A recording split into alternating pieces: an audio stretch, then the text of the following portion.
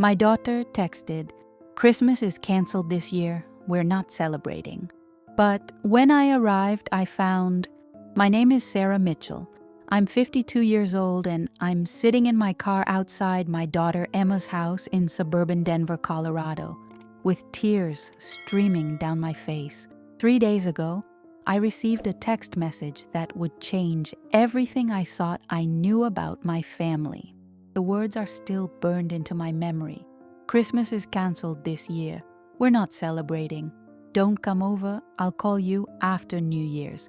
Those 21 words from my 28-year-old daughter felt like a knife through my chest. Emma had never, not once in her entire life, canceled Christmas. This was the girl who used to wake up at 5 a.m. on December the 1st, begging to put up decorations. The same daughter who spent weeks planning the perfect Christmas dinner, who handmade ornaments for everyone in the family, who believed in the magic of Christmas more than anyone I'd ever known. Something was terribly wrong, and despite her warning to stay away, I drove the 6 hours from my home in Cheyenne, Wyoming, to find out what was happening. If you're watching this story wherever you are right now, please hit that like button and subscribe, because what I discovered when I arrived will shock you to your core. For 28 years, I thought I was a good mother. I thought I had raised Emma with love, values, and strong family bonds. I thought our relationship was solid, built on trust and open communication. But as I sat in that rental car, watching the house where my daughter lived with her husband Mark and their 2 children, my precious grandchildren, 5-year-old Tyler and 3-year-old Sophie, I realized how naive I had been. The house looked different from the outside. Usually, by mid-December, Emma would have every window lined with twinkling lights, a wreath on every door, and a massive inflatable Santa in the front yard that the kids adored. But today, December 22nd, there wasn't a single decoration visible. The house looked abandoned, lifeless, as if Christmas had never existed in their world. I had tried calling her repeatedly after receiving that devastating text, but every call went straight to voicemail. I texted back asking if everything was okay, if she needed help, if there was anything I could do. Radio silence. My son-in-law Mark's phone was equally unreachable. Even my attempts to reach out through social media were met with nothing. It was as if my daughter and her family had vanished from existence. The drive from Wyoming had given me 6 hours to spiral through every possible scenario. Was someone sick? Had they fallen on hard times financially? Was their marriage in trouble? Had I done something wrong during our last visit in October? I replayed every conversation, every interaction, searching for clues I might have missed. Emma had always been my golden child, not because I played favorites, but because she seemed to have everything figured out. She was the one who graduated summa cum laude from Colorado State University, who landed her dream job in marketing, who married her college sweetheart, who gave me the grandchildren I had longed for. She was the daughter who called me twice a week just to chat, who asked for my advice on everything from recipes to parenting decisions. Her younger brother, Jake, had always been the wild card. At 25, he was still finding himself, jumping from job to job, relationship to relationship. But Emma was stable, responsible, the anchor of our family, which made this sudden radio silence even more terrifying. As I sat there in the December cold, I noticed movement in the house. Through the sheer curtains in the living room window, I could see shadows moving around. They were home. They were clearly home, which meant they were actively choosing not to answer my calls, actively choosing to shut me out during what should have been the most wonderful time of the year. My phone buzzed with a text from my sister Linda. "Any word from Emma yet? Mom's been asking about Christmas dinner plans." Linda lived in Denver too, just 20 minutes from Emma's house. Our mother, at 75, had been looking forward to our traditional Christmas gathering for months. She had already bought gifts for the grandchildren, had planned the menu, had asked me to bring my famous green bean casserole. How was I supposed to tell my elderly mother that Christmas was simply cancelled? How could I explain something I didn't understand myself? The weight of family disappointment pressed down on my chest like a physical force. I thought about my late husband David, Emma's father, who had passed away 3 years ago from a sudden heart attack. David had been the family peacemaker, the one who could smooth over any conflict with his gentle humor and unwavering optimism. What would he do in this situation? He would have probably walked right up to that front door, knocked with his characteristic 3-rap pattern, and refused to leave until he got answers. But David wasn't here anymore, and I was facing this mystery alone. The rational part of my brain told me to respect Emma's wishes, to go home and wait for her to reach out after New Year's as she had promised. But the mother in me, the grandmother in me, couldn't drive away without knowing my family was safe. What if something terrible had happened? What if they needed help but were too proud or too scared to ask? I made a decision that would change everything.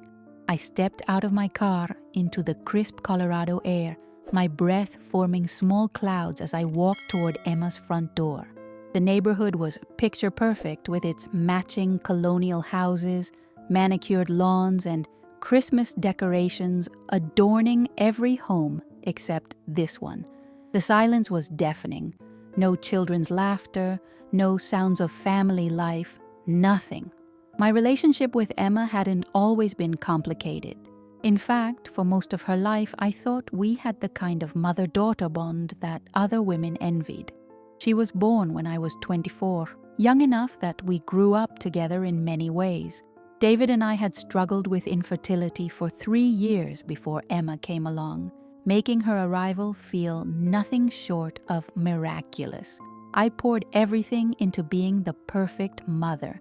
I read every parenting book, attended every school event, signed up for every extracurricular activity she showed even the slightest interest in.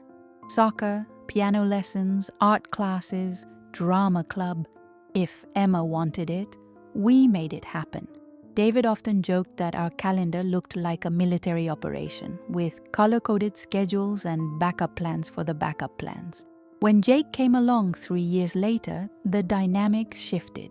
Where Emma was cautious and deliberate, Jake was impulsive and fearless. Where Emma sought approval and validation, Jake marched to his own drummer from the moment he could walk. I found myself constantly comparing them, unconsciously using Emma as the example of how things should be done. Why can't you be more like your sister? I became a phrase I used more often than I care to admit. When Emma brought home straight A's, Jake barely scraped by with C's. When Emma followed rules, Jake questioned everything. When Emma made friends easily, Jake preferred solitude and video games. Without realizing it, I had created a hierarchy in our household where Emma's achievements became the measuring stick for everyone else's worth. David tried to balance this dynamic. He would take Jake on special father-son camping trips, would praise his creativity and independent thinking, would remind me that different didn't mean wrong. But I was so focused on maintaining the image of the perfect family that I couldn't see the damage I was causing. Emma thrived under the pressure, or so I thought. She became the ultimate people pleaser, the child who anticipated needs before they were expressed, who smoothed over conflicts, who took responsibility for everyone else's emotions. When she graduated as valedictorian, I swelled with pride. When she got into her first choice college on a partial scholarship, I felt vindicated in my parenting approach. But Jake struggled. By his junior year of high school, he was acting out, staying out past curfew, getting into trouble at school. The guidance counselor suggested family therapy, but I was insulted by the implication that our family needed fixing. We were the family other people looked up to. We attended church every Sunday, volunteered in the community, had family dinners every night. What could possibly be wrong? The cracks began to show during Emma's college years. She would come home for visits seeming exhausted, stressed beyond what normal academic pressure would cause. She developed anxiety that manifested in perfectionist tendencies that worried even me. She would rewrite papers multiple times, would panic if she received anything less than an A, would call home crying if she perceived that she had disappointed a professor or friend. I attributed it to the normal stress of transitioning to adulthood. I encouraged her to push through and stay strong, never thinking that maybe what she needed was permission to not be perfect all the time. David was more concerned, suggesting that maybe we should encourage her to talk to someone, but I dismissed his worries.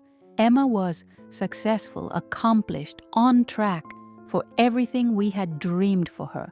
What more could we want?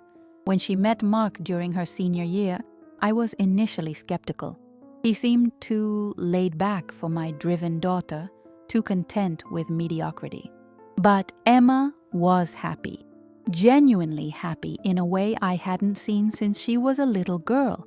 Mark had a way of making her laugh, of helping her relax, of accepting her exactly as she was without needing her to perform or achieve. Their wedding, 3 years later, was everything Emma had dreamed of. Elegant, perfectly coordinated, with every detail meticulously planned.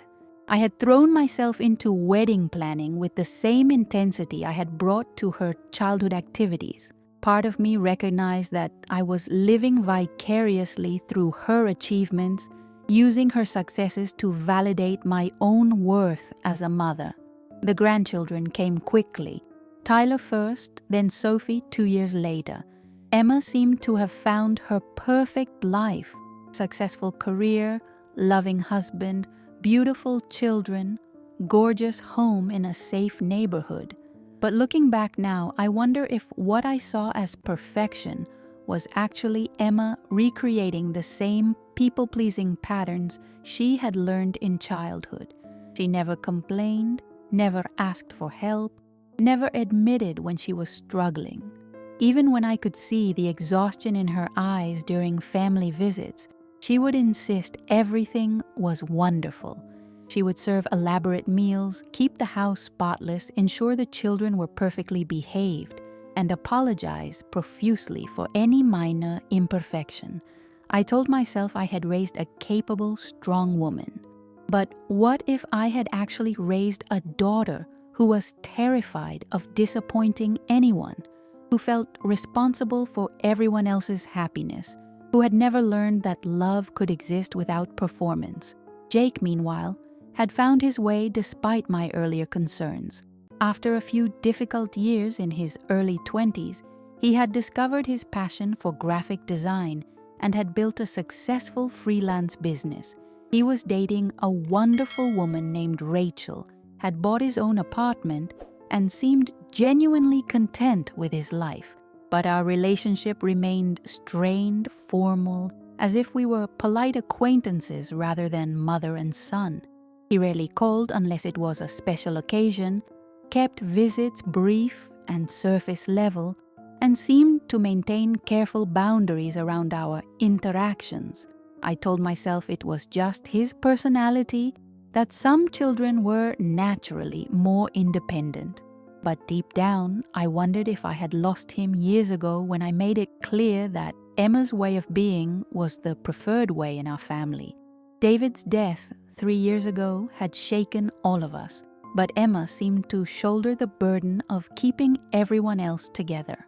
She planned the funeral, managed the estate paperwork, checked on me constantly, and somehow maintained her own job and family responsibilities without missing a beat. I was grateful for her strength, but I never stopped to consider what that level of responsibility was costing her. Now, standing on her doorstep in the December cold, I realized how little I actually knew about my daughter's inner world. How many times had she smiled when she was falling apart inside? How many times had she said, "Everything's fine," when nothing was fine? How many times had I been too focused on my own needs and expectations to see what she was really experiencing?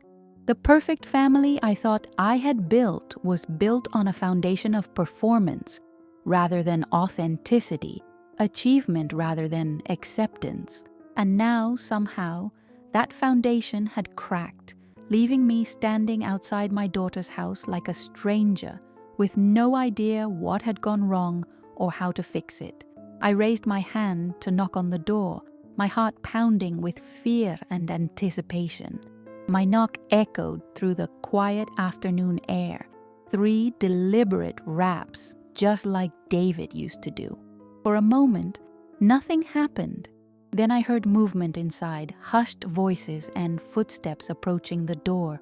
The deadbolt turned, and the door opened just a crack, revealing Emma's face. But this wasn't the Emma I knew. My vibrant, always put-together daughter looked haggard. Her usually perfectly styled blonde hair was pulled back in a messy ponytail. Her skin was pale and blotchy as if she'd been crying, and there were dark circles under her green eyes that spoke of sleepless nights. She was wearing an oversized sweatshirt and pajama pants at 2 p.m. on a Tuesday. "Mom," she said, her voice barely above a whisper, "I told you not to come." "Emma, sweetheart, I was worried sick. What's going on? Where are the kids? Why didn't you answer my calls?" The questions tumbled out of me before I could stop them. She glanced nervously over her shoulder, then stepped outside, closing the door behind her. "The kids they're with Mark's parents for a few days. Mom, you need to leave, please. I can't deal with this right now." "Why, deal with what?" "Emma, talk to me. Whatever's wrong, we can fix it together. That's what families do." I reached out to touch her arm, but she flinched away from my contact. "Families?" Her laugh was bitter, hollow. "That's rich, coming from you." The words hit me like a physical blow. "What do you mean?" "Emma, I don't understand what's happening here." She looked at me then, really looked at me, and I saw something in her eyes I had never seen before. Anger. Pure, undiluted anger directed at me. "Of course you don't understand. You never understand anything unless it fits into your perfect little narrative. I'm trying to understand. That's why I'm here. Help me understand." Emma wrapped her arms around herself, shivering in the cold air. For a moment, I thought she might let me in, might finally tell me what was wrong. But then her phone buzzed, and she glanced at it, her face hardening again. "Just go home, Mom. Spend Christmas with Jake and Aunt Linda and Grandma. Pretend everything is normal. You're good at that." Before I could respond, she had slipped back inside and locked the door, leaving me standing alone on the porch. I stood there for several minutes, debating whether to knock again or respect her wishes. Finally, I decided to walk around the house, maybe try to get a glimpse through a window. Anything to understand what was happening to my family. The backyard was accessible through a side gate, and as I made my way around the house, I could hear voices through the kitchen window. I crept closer, knowing I was crossing a line but unable to stop myself. What I heard made my blood run cold. "She just won't leave it alone," Emma was saying, her voice thick with tears. "Even now, even after everything that's happened, she can't just respect my boundaries." "Maybe you should just tell her," Mark's voice responded. "This is eating you alive, Em. You haven't slept in weeks." Tell her what?"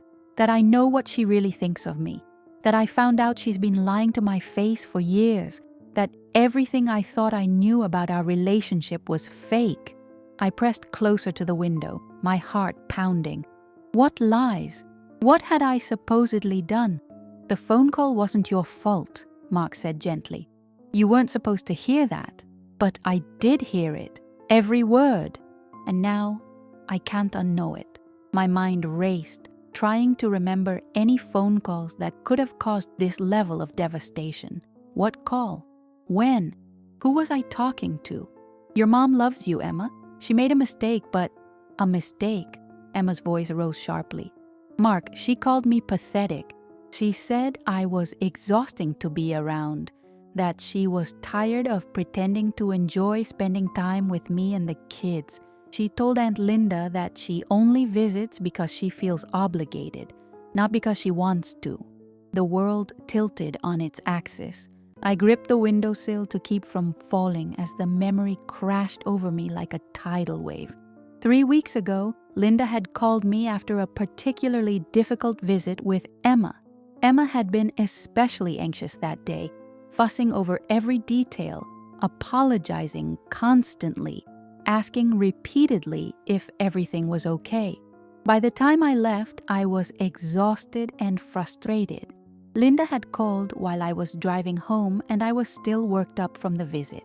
I had vented to my sister, saying things I never should have said, things I didn't even really mean.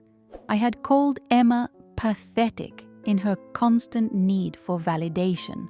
I had complained about how exhausting it was to constantly reassure her that everything was perfect. I had admitted that sometimes I felt more obligated than excited about family visits because I never knew what emotional minefield I might step into. But I thought I was on a private call with my sister. I had no idea that Emma had called me back, that she had been connected to a 3-way call, that she had heard every cruel, thoughtless word I had spoken about her. My legs gave out, and I sank to my knees in the cold dirt of Emma's garden. The phone call that I had forgotten about entirely had shattered my daughter's world. Every insecurity she had ever felt about not being good enough, every fear that people only tolerated her out of obligation, every wound from a childhood of being held to impossible standards, I had confirmed them all in one careless conversation. Through the window, I could hear Emma sobbing. I keep replaying it over and over. The way she laughed when she said I was pathetic. The way she agreed with Linda that I'm too much to handle. How can I sit at a Christmas table with her, pretending everything is normal, knowing what she really thinks of me? Have you considered that maybe she was just having a bad day?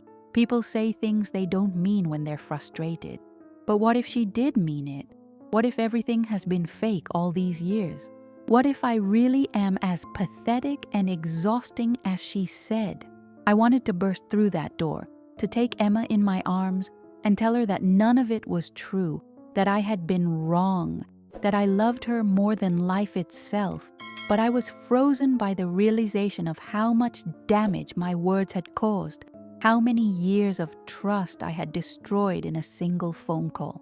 The conversation continued, and I learned more devastating details. Emma had canceled Christmas because she couldn't face pretending everything was normal. She had sent the kids to Mark's parents because she didn't want them to see her falling apart. She had been seeing a therapist, trying to process not just this phone call, but years of feeling like she was never good enough, never worthy of unconditional love. Maybe I should have seen this coming, she said through her tears. I mean, look at how she treats Jake. The disappointment in her voice whenever she talks about him. At least she's honest about not approving of his choices. With me, she's been lying for years, pretending to be proud when really she thinks I'm a burden.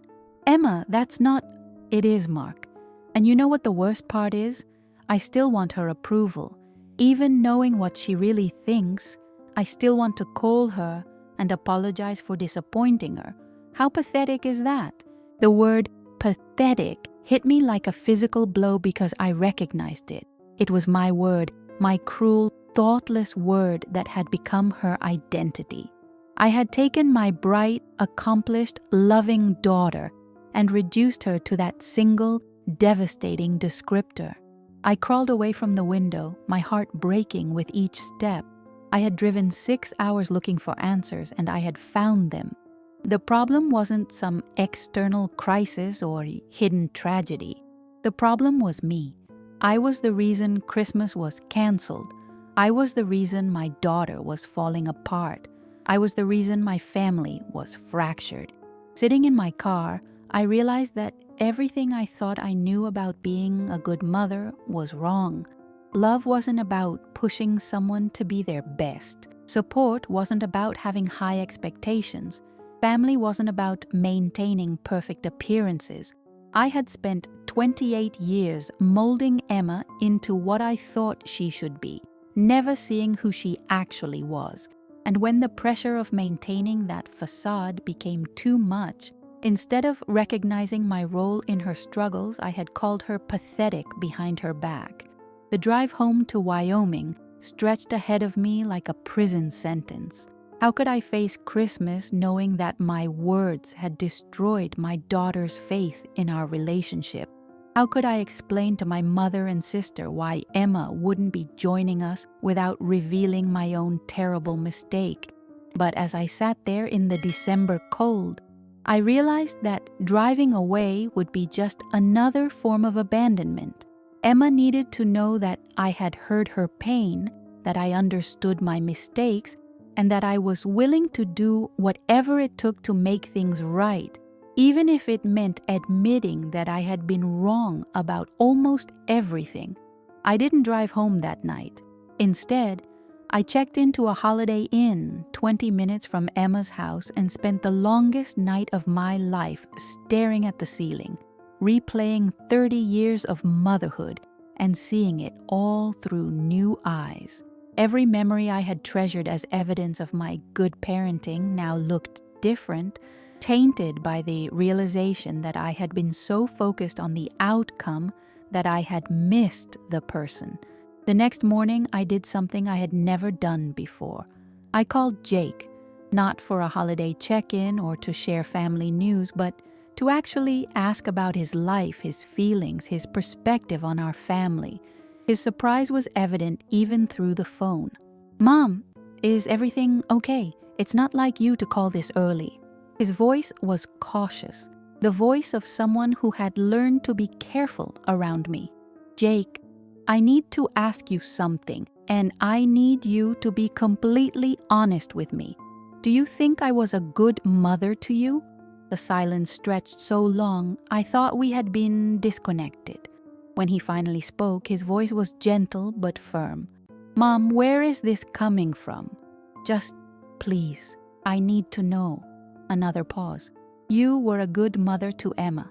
You were the mother you thought I needed, not the mother I actually needed." The words cut deep because they were true. "What do you mean?" "You loved the idea of who you wanted me to be, but you never seemed to love who I actually was. Every conversation we had was about how I could be better, do better, be more like Emma. I stopped sharing things with you because it always turned into a lecture about how I should handle things differently." I closed my eyes, remembering countless conversations where I had done exactly what he described. "I thought I was helping you reach your potential. Maybe. But what you actually did was teach me that your love was conditional on my performance, and I could never perform the way Emma could, so I stopped trying. Jake, Mom, I'm not telling you this to hurt you, but you asked for honesty. I love you, but I learned a long time ago to keep our relationship surface level because it was safer that way." After we hung up, I sat in that hotel room and forced myself to confront a truth I had been avoiding for decades. I had been a selfish mother. Not intentionally cruel, but selfish in my need for my children to reflect well on me, to validate my worth as a parent, to fulfill my dreams of what a perfect family should look like. I thought about David, about how he had tried to balance my intensity with acceptance and unconditional love. How many times had he suggested I ease up on the kids? How many times had he encouraged me to see their individual strengths instead of focusing on their weaknesses? I had dismissed his concerns as him being too soft, never recognizing that maybe he understood something about love that I didn't. That afternoon, I drove to a Barnes & Noble and bought every book I could find on toxic family dynamics, emotional intelligence, and healthy communication. I sat in the store cafe for hours, reading about concepts I had never considered: emotional validation, unconditional positive regard, the difference between supporting someone and controlling them. One passage in particular stopped me cold. Children who grow up feeling they must earn love through achievement often become adults who struggle with imposter syndrome, anxiety, and the constant fear that they are not enough. They may appear successful on the surface while feeling hollow and exhausted inside. It was like reading Emma's biography. Another section discussed the golden child syndrome, how children who are praised for being perfect often carry an enormous burden of responsibility for everyone else's emotions and expectations. They learn to anticipate needs, smooth over conflicts, and sacrifice their own needs for the sake of family harmony. From the outside, they appear to be thriving, but inside, they are slowly drowning under the weight of impossible expectations. Everything I had interpreted as Emma's strength, her people-pleasing, her perfectionism, her constant anxiety about doing things right, were actually symptoms of a child who had never felt safe to be imperfect, to fail, to simply be human. I called my sister Linda that evening, the same sister I had vented to about Emma 3 weeks earlier. "Linda, I need to ask you something. That phone call we had after I visited Emma last month, did you think I was being too harsh?" "Sarah, what's this about? Please, just answer me." Linda sighed. "Honestly? Yes, you were pretty brutal. Emma tries so hard to make everything perfect when you visit, and instead of appreciating it, you were complaining about how exhausting she is. It reminded me of how you used to talk about Jake when he was struggling. Why didn't you say something?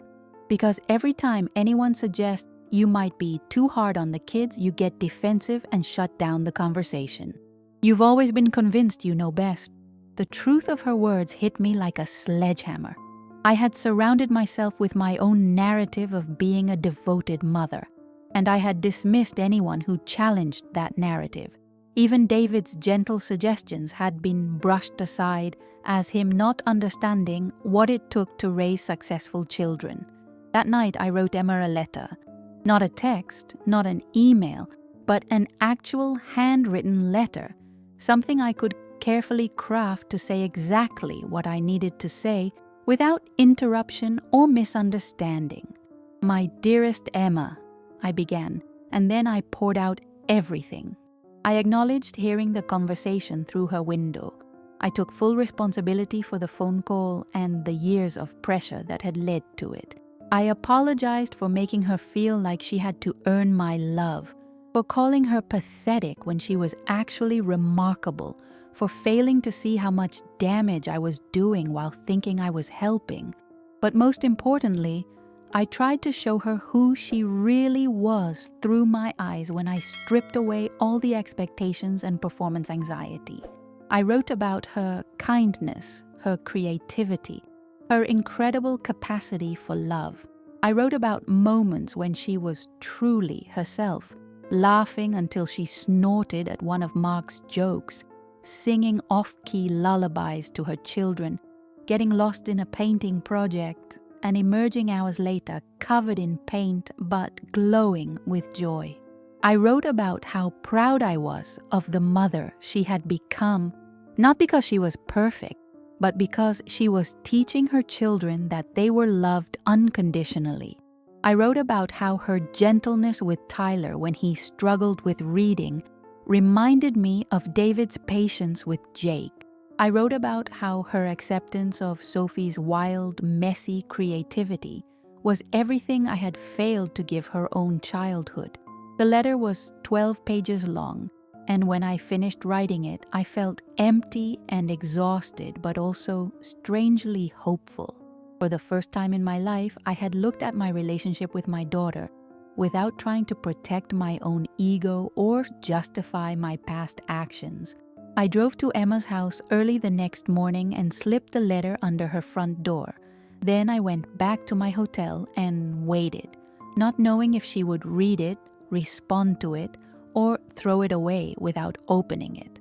3 hours later, my phone rang. "Mom," Emma's voice was thick with tears, but there was something different in her tone, a tentative hope that hadn't been there before.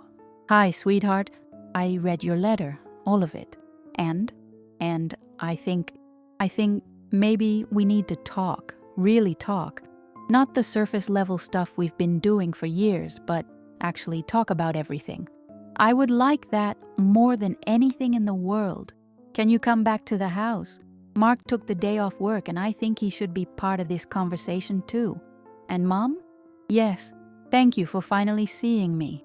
Walking back into Emma's house felt like entering sacred ground. The living room that had looked so lifeless from the outside was actually warm and inviting, but I noticed details I had missed before. Family photos turned face down, a pile of Christmas decorations sitting unused in the corner, a stack of self-help books on the coffee table. Mark greeted me with a gentle hug, his usual easy smile replaced by a more serious expression. He guided me to the couch where Emma was waiting, my letter spread out on the coffee table between us like evidence in a trial. "Before we start," Emma said, her voice steadier than it had been the day before, "I need you to know that I don't want an apology tour. I don't want you to grovel or try to fix everything with grand gestures. I just need you to listen and understand." I nodded, settling into the chair across from them. "I'm here to listen." Emma took a deep breath. "That phone call wasn't the first time you said things like that about me. It was just the first time I heard it directly. Linda told me about other conversations over the years. How you complained to her about my anxiety. How you called me high maintenance. How you said you wished I could just be normal and low-key like other people's daughters. Each revelation felt like a punch to the gut. I had used my sister as an emotional dumping ground, venting my frustrations without ever considering that these conversations might get back to Emma, or that my words were revealing my true feelings about my daughter. "I spent my whole childhood trying to be perfect for you," Emma continued, her voice gaining strength. "Every A on my report card, every trophy, every achievement was really about earning your approval. But it never felt like enough. Even when you praised me, there was always this underlying message that I needed to maintain that level or risk disappointing you." Mark reached over and took her hand, giving her the courage to continue. "Do you remember when I was 16 and I got a B+ in calculus? You didn't yell at me or punish me, but you had this look of disappointment, and you asked what I could do differently next time. That B+ haunted me for months. I stayed up until 2 a.m. every night studying, developed stress headaches, barely ate because my stomach was always in knots. I did remember that incident, but I had remembered it differently. In my memory, I had been supportive and encouraging, helping her problem solve how to improve her grades. I had completely missed the anxiety and self-doubt I was creating. Or when I was in college and called you crying because I was overwhelmed with my course load, instead of offering comfort, you immediately started giving me advice about time management and suggesting that maybe I wasn't as capable as we thought if I couldn't handle the workload. "I thought I was helping you develop resilience," I said quietly. "You were teaching me that my feelings weren't valid, that struggling meant I was weak, and that your love depended on my ability to handle everything perfectly." Mark spoke up for the first time. "Mrs. Mitchell, I've watched Emma beat herself up for years over things that most people would consider normal human experiences. Getting a cold and missing work, forgetting to return a phone call, Tyler having a tantrum in public. Everything becomes evidence in her mind that she's failing, because she learned that failure equals rejection." Emma nodded. "When Tyler was born, I was terrified to tell you about the postpartum depression I experienced. I was afraid you would think I was weak or ungrateful. So I hid it, struggled alone, and felt like I was drowning while trying to maintain the perfect new mother image you expected. Emma, why didn't you?" "Because every time I tried to be vulnerable with you, it turned into a teaching moment or a suggestion for how I could handle things better. You never just sat with me in my pain or told me it was okay to not be okay. So, the weight of her words settled over me like a heavy blanket. I thought about all the times she had started to share something difficult with me, only to quickly pivot to, "But everything's fine now," or "I figured it out." I had trained her to believe that I only wanted to hear about her successes, not her struggles. The phone call with Linda was devastating because it confirmed my worst fears about myself, Emma continued. But it also gave me clarity about why I felt so exhausted all the time. I've been performing our relationship for years, showing you only the parts of myself and my life that I thought would make you proud. What about our conversations? We talked twice a week. You shared things with me. Emma gave me a sad smile. I shared carefully curated updates designed to make you happy. I told you about Tyler's soccer goals, but not about his struggles with reading. I told you about my work promotions, but not about the panic attacks I was having in the office bathroom. I told you about the beautiful dinners I cooked, but not about the nights when I was too depressed to get out of bed and Mark had to take care of everything. I felt the magnitude of what I had lost. Not just my daughter's trust, but her authentic self. For years, I had been in relationship with a performance version of Emma, never knowing the real person underneath. And the worst part, Emma said, tears beginning to flow again, is that I passed some of this on to my own children. I found myself getting anxious when Tyler wasn't immediately good at new things, worrying that you would be disappointed in him if he wasn't advanced like I was. I was recreating the same pressure I grew up under. Mark squeezed her hand. That's when we decided to start therapy. Emma realized she didn't want Tyler and Sophie to grow up feeling like they had to earn love through achievement. The therapist helped me understand that healthy relationships include space for imperfection, for bad days, for being human, Emma said. She helped me see that I deserved to be loved even when I was struggling, even when I made mistakes, even when I wasn't accomplishing anything impressive. I wiped tears from my own eyes. Emma, I need you to know that I never intended. I know you didn't intend to hurt me, but impact matters more than intention. And the impact was that I learned to hide my true self from the person who was supposed to love me unconditionally. We sat in silence for several minutes, the weight of decades of misunderstanding hanging between us. Finally, I spoke. What do you need from me now? How do I begin to repair this? Emma exchanged a look with Mark before answering. I need you to stop trying to fix me or manage my emotions. When I share something difficult with you, I need you to just listen and validate my experience instead of immediately offering solutions. I need you to ask me how I'm really doing and be prepared to hear that sometimes the answer is not well. I can do that. I need you to apologize to Jake and work on rebuilding that relationship too. Your treatment of him taught me that love in our family was conditional, and that's not the legacy I want for my children. The mention of Jake hit me hard because I realized that losing Emma's trust was also costing me my grandchildren. They were at Mark's parents' house, protected from the chaos of their mother's breakdown, but also separated from me during what should have been a magical Christmas season. And I need you to be honest about your own feelings instead of venting about me to other family members. If you're frustrated with me, tell me directly so we can work through it together. What about Christmas? I asked hesitantly. Emma looked at Mark, then back at me. Christmas is still cancelled this year. I'm not ready to sit around a table pretending everything is normal. But maybe we could start building something new, something real instead of perfect. What would that look like? It would look like you getting to know the real me, not the performance version. It would look like you meeting your grandchildren where they are instead of where you think they should be. It would look like our family learning to be authentic with each other, even when it's messy. For the first time in days, I felt a spark of hope. Christmas, as I had always known it, was cancelled, but maybe something better could take its place. "Can I ask you something?" I said. Emma nodded. "Who are you when you're not trying to be perfect? What makes you happy? What are you passionate about? What do you dream about that has nothing to do with achievement or approval?" Emma's face lit up with surprise, as if no one had ever asked her these questions before.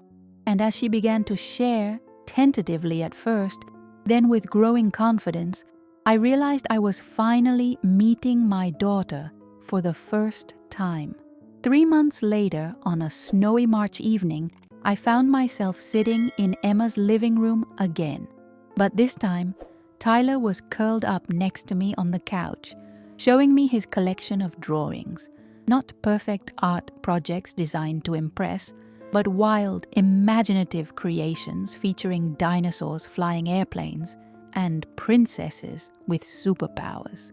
Sophie was on the floor, building an elaborate tower out of blocks and books, completely absorbed in her architectural experiment. "Tell me about this one," I said to Tyler, pointing to a particularly vibrant drawing of what appeared to be a dragon wearing a baseball cap. "That's Dave the Dragon," Tyler said seriously. "He's really bad at being scary, so he decided to become a baseball player instead. Mom says it's okay to be bad at things you're supposed to be good at." I glanced at Emma, who was sitting cross-legged on the floor with Sophie, and saw her smile. It was a different smile than the ones I remembered from before. More relaxed, more genuine, less concerned with whether everyone else was happy. The past 3 months had been the hardest and most rewarding of my life. True to my word, I had called Jake and asked him to meet me for coffee, not to discuss family obligations or catch up on surface-level news, but to apologize and to really listen to his perspective on our relationship. That conversation had been even more difficult than the one with Emma, because Jake's wounds were older and more deeply buried. He had spent years building walls to protect himself from my disapproval, and those walls didn't come down easily. But slowly, carefully, we were beginning to build something new. "You know what's funny?"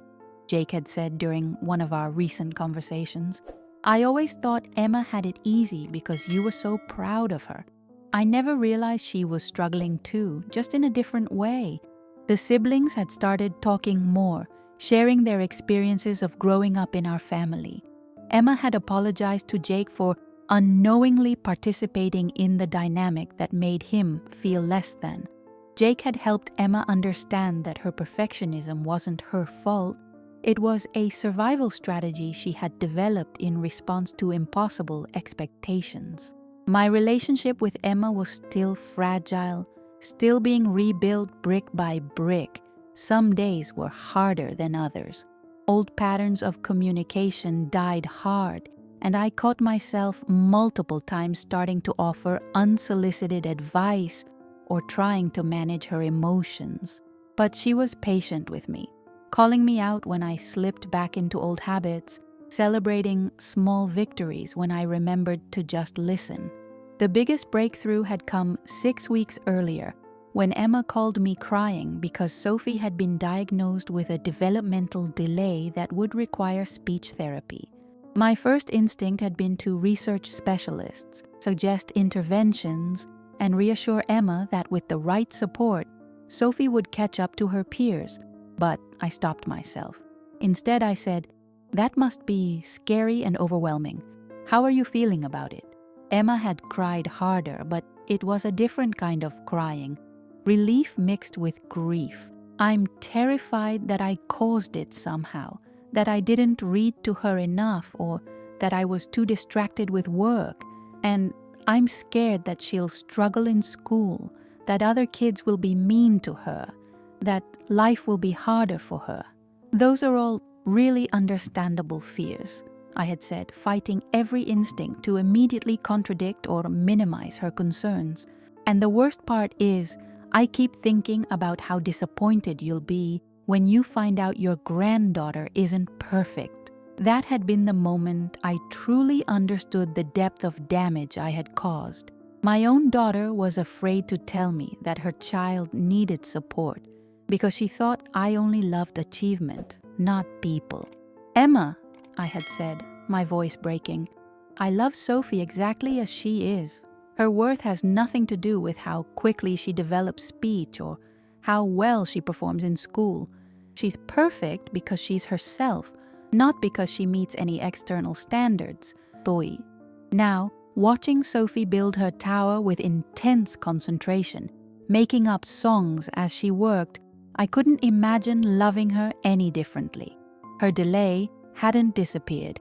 She was still working with a speech therapist twice a week, but it was just one aspect of who she was, not a problem to be fixed or a source of shame. Emma had started sharing more of her real life with me. She told me about the days when depression made it hard to get out of bed, about her struggles with anxiety, about the marriage counseling she and Mark had done to work through their own communication issues. She shared her dreams of maybe going back to school someday to study art therapy, something she had been passionate about before she convinced herself that practical careers were more valuable. In return, I had started sharing more of myself with her. I told her about my own struggles with anxiety and perfectionism, about how hard it had been to balance work and motherhood when she and Jake were young, about my fears that I wasn't good enough at anything. I shared memories of my own childhood, growing up with a mother who showed love through criticism and high expectations. "I think I was trying to give you the childhood I wished I'd had," I had admitted during one of our conversations, "but I ended up recreating the same pressure, just in a different form." Understanding the generational patterns didn't excuse my mistakes, but it helped Emma see that my behavior came from my own wounds, not from a lack of love for her. Tonight, we were celebrating what Emma had dubbed Real Christmas, a holiday focused on connection rather than perfection. There were no elaborate decorations, no meticulously planned menu, no pressure to create magical moments. Instead, we had ordered pizza, built a blanket fort in the living room, and spent the evening just being together. Mark was teaching Tyler how to play guitar, their off-key singing filling the house with joy. Emma was showing me photos from Sophie's speech therapy sessions, sharing how proud she was of her daughter's progress. Jake was coming over later with Rachel, and for the first time in years, I wasn't worried about whether he would approve of our family dynamics or whether Emma would stress herself out trying to make everything perfect. "Mom," Emma said, looking up from her phone where she was texting with Jake, "can I tell you something?"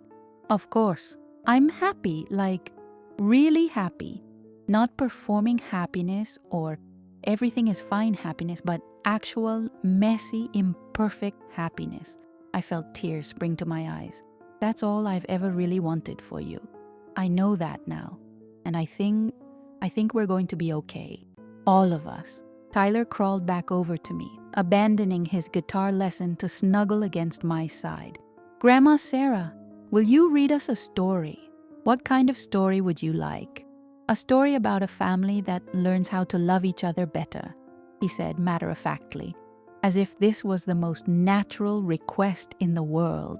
I looked around the room at my real family, not the perfect, high-achieving, always happy family I had tried to create, but the authentic, struggling, growing, loving family we actually were. Emma curled up with Sophie, who was finally getting sleepy after her busy day. Mark putting down his guitar to join our story circle, the sound of Jake's car pulling into the driveway. "I think I know just the story," I said, pulling Tyler closer. "Once upon a time, there was a family who thought love meant being perfect, but then they learned that love actually means being real with each other, even when it's hard." As I began to tell the story of our family's journey from performance to authenticity, I realized that This messy, imperfect, honest moment was what Christmas was supposed to feel like. Not the manufactured magic of perfect decorations and flawless dinners, but the deep peace that comes from being fully known and completely loved. Emma had been right to cancel Christmas 3 months ago. The holiday we had been celebrating for years was built on a foundation of pretense and pressure. But what we were building now, this commitment to truth, this courage to be vulnerable, this choice to love each other through the mess, this was worth celebrating. Outside, snow continued to fall on the Denver suburbs, blanketing the world in quiet beauty. Inside, my family was learning how to be real with each other, one honest conversation at a time. And for the first time in my life, I understood what unconditional love actually meant. If you're watching this story wherever you are, and if you recognize yourself in any part of it, I want you to know that it's never too late to choose truth over perfection. It's never too late to apologize for the ways you've hurt the people you love. It's never too late to start building authentic relationships, even if it means admitting you've been wrong about almost everything. Christmas isn't about creating perfect moments. It's about creating space for real ones. And sometimes, the most beautiful gift you can give someone is the permission to stop performing and start being themselves. My daughter taught me that love isn't something you earn through achievement. It's something you receive simply by being human. And that lesson, learned in a living room full of pizza boxes and blanket forts and off-key singing, was the greatest Christmas miracle of all.